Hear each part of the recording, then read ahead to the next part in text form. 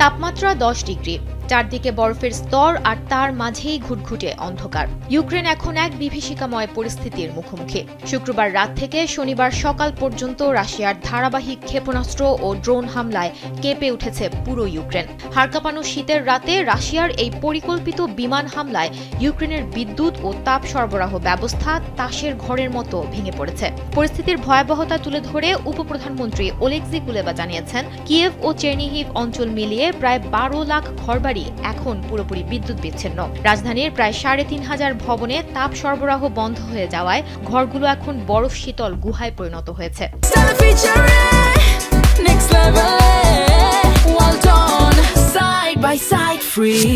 তীব্র শীতে যখন সাধারণ মানুষের ঘরে থাকার কথা, তখন 160 জনের বেশি উদ্ধারকর্মী ধ্বংসস্তূপ সরিয়ে বিদ্যুৎ ফেরানোর আপ্রাণ চেষ্টা চালিয়ে যাচ্ছেন। ক্ষতিগ্রস্ত অঞ্চলগুলোতে বর্তমানে 12 লাখ পরিবার বিদ্যুৎহীন।